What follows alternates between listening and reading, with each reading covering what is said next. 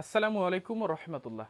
আজকে আপনাদেরকে দেখাবো একটা জালের পরিধিটা কত হলে জালটা সুন্দরভাবে গোল হয়ে পড়ে সে বিষয় সম্পর্কে। তো আপনাদের অনেকেরই প্রশ্ন থাকে যে জালটা ভাই পুকুরে মারছি ছোট্ট হয়ে পড়ছে, এটার কারণটা কি, বা জালটা ছড়াচ্ছে না, এটার মেইন কারণটা কি। তো এই বিষয়টা সম্পর্কে জানাবো যে একটা ঘের কতটুকু হলে জালটা ছোট হয়ে পড়ে। ঠিক আছে, আসেন প্র্যাকটিক্যালি দেখি। তো আমরা যদি মনে করি যে এটা একটা বৃত্ত, ঠিক আছে, বৃত্তের একটা জানি যে আমরা সেন্টার থাকে, এই সেন্টার থেকে যদি আমরা একটা কাল্পনিক রেখা এর থেকে করি, তাহলে এটাকে আমরা বলি ব্যাস। আমরা এটাকে বলি ব্যাস, যাকে ডি দ্বারা প্রকাশ করা হয়। ঠিক আছে, তো আমরা যদি এই বৃত্তের পরিধিটা নির্ণয় করতে পারি, তাহলে একটা বৃত্ত অর্থাৎ গোল হলে যেটা হয় সেটাই হচ্ছে আমাদের জালের পরিধি। তো আসেন আপনাদেরকে দেখাই। তো মনে করেন যে আমাদের জাল যদি এটা হয়,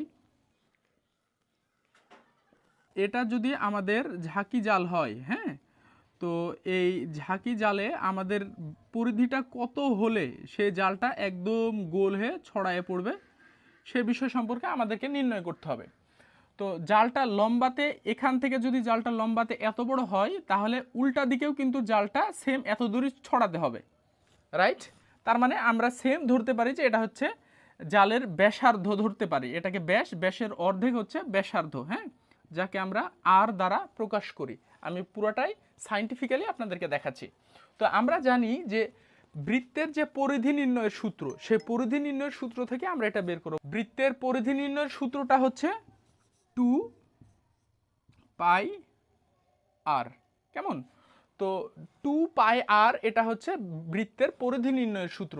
সেম এখান থেকে যদি মনে করেন যে 2 এখানে 2ই থাকলো, ইন্টু আমাদের পায়ের মান আমরা জানি এটা কনস্ট্যান্ট 3.1416, দেন আমরা যদি এখানে ইন্টু যদি দিই আর, আর এর মান এখানে আমরা কত, সেটা হচ্ছে আপনার জালের মাপ। এই আরটা হচ্ছে আপনার জালের দৈর্ঘ্য। কেমন?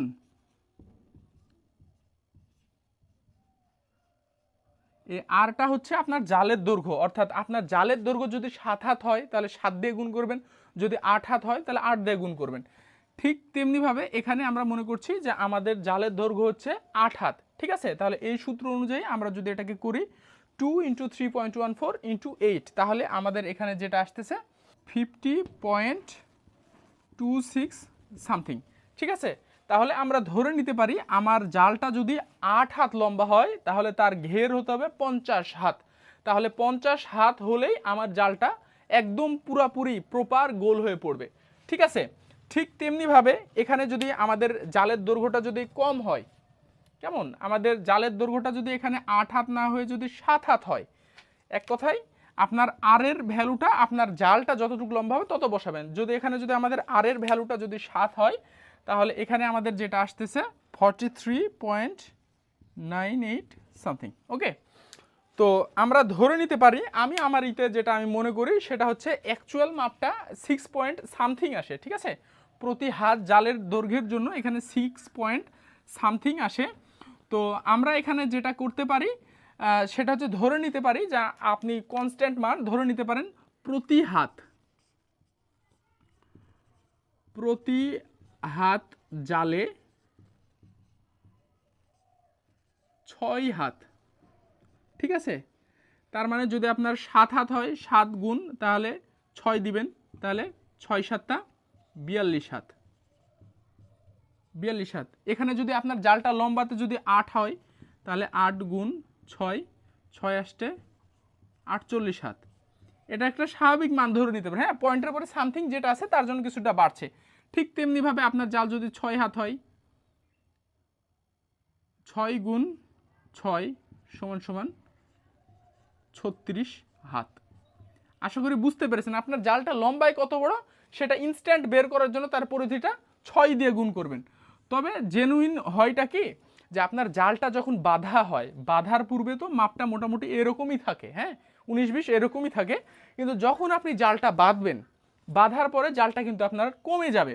অর্থাৎ আমরা দেখতে পাচ্ছি এখানে জালটা যদি আমাদের 8 হাত হয়, তাহলে 6 আসছে 48 হাত ঘের হওয়ার কথা, কিন্তু এই ঘেরটা যখন বাঁধা হবে, বাঁধার পরে এই ঘেরটা দেখা যাবে যে আপনার 42 থেকে 45 হাত হবে।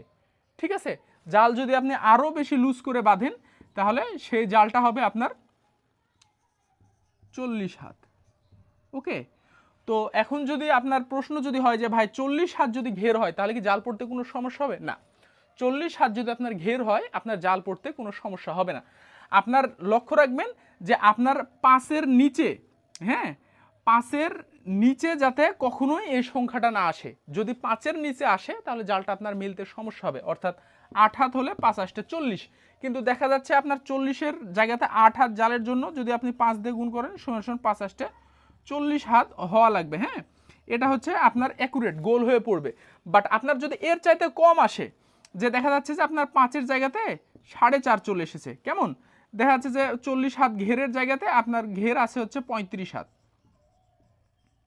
35 হাত, তাহলে কিন্তু আপনার জালটা আর গোল হয়ে পড়বে না, আপনার পরিধিটি অনেকটাই কমে যাবে। তো আপনাদের যদি পুরা ভিডিওটার সামারি করি তাহলে বিষয়টা দাঁড়াইতেছে এই যে শর্টকাট হিসাব রাখার জন্য আপনারা মনে রাখবেন যে প্রতি হাত জালের জন্য আপনার এটা আসতে হচ্ছে 6 হাত। কেমন, আপনার 6-এর উপরে ডিপেন্ড করে সব কিছু করবেন, 6 দিয়ে গুণ দেবেন, আপনার জাল যত বড় আপনার জালকে গুণ দেবেন 6 দিয়ে, তাহলে আপনার পরিধিটা অ্যাকুরেটটা বের হয়ে চলে আসবে। বাট আপনার বাঁধার পরে ওটা আসবে 5 হাত। আপনি যদি বাঁধা জাল নেন তাহলে 5 হাত, যদি 5-এর যদি কম হয় তাহলে আপনার জালটা কিন্তু আর মিলবে না। তো আশা করি বিষয়টা আপনারা বুঝতে পেরেছেন। ভিডিওটা অবশ্যই ইনফরমেটিভ, কেননা ইউটিউবে বাংলা ভাষাতে এই ভিডিও ইতিপূর্বে আপনাদেরকে কেউ দেয়নি, এটা 100-এ 100 গ্যারান্টি ইনশাআল্লাহ। তো এই ভিডিওটা যেহেতু করতে আপনাদের কষ্ট হয়, এটা করার কারণ হচ্ছে যে কোনো সেক্টরে আপনার শিক্ষিত লোকের প্রয়োজন আছে। যেহেতু আমাদের যারা পূর্বপুরুষ রয়েছে তারা এভাবে সায়েন্স বা ম্যাথমেটিক্স এতটা ভালোভাবে না বুঝলেও তাদের ভিতরে অনেক কিন্তু দক্ষতা আছে, অভিজ্ঞতা আছে, যেটা কিন্তু আমার ভিতরে নাই। বাট আমরা যদি এই দুইটার সমন্বয় করতে পারি, যে আমাদের সায়েন্স এবং ম্যাথমেটিক্যালের যে নলেজটা আছে সেটা এবং তাদের অভিজ্ঞতা, এই দুইটা জিনিসকে যখনই আমরা এক জায়গাতে করতে পারবো তখন কিন্তু আমাদের প্রত্যেকটা জিনিসে ভালো বেনিফিট পেতে শুরু করব।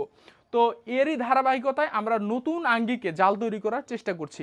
যেহেতু তারা ইতিপূর্বে জাল তৈরি করেছে সব কিছু তাদের অভিজ্ঞতার আলোকে ছেড়ে দিয়েছি, বাট অনেক ক্ষেত্রে তাদের যে সমস্যাগুলো রয়েছে সেগুলোকে আমি নিজে প্র্যাকটিক্যালি সংশোধন করে দেওয়ার চেষ্টা করছি এবং সেই আঙ্গিকে জাল তৈরি করার চেষ্টা করছি। ইনশাআল্লাহ আপনারা সামনে নতুন কিছু পেতে যাচ্ছেন ইনশাআল্লাহ। আমাদের নতুন একটা জাল প্রসেসিং আছে, জালটা যদি তৈরি হয়ে যায় তাহলে আপনাদেরকে জানাবো ইনশাআল্লাহ।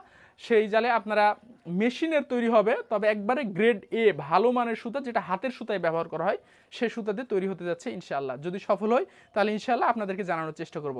আমাদের জন্য দোয়া করবেন এবং আমাদের পাশে থেকে আমাদেরকে সাপোর্ট করার চেষ্টা করবেন ইনশাআল্লাহ। আজকের মতো এই পর্যন্ত, ইনশাআল্লাহ দেখা হবে অন্য কোনো ভিডিওতে। আসসালামু আলাইকুম ওয়া রাহমাতুল্লাহ।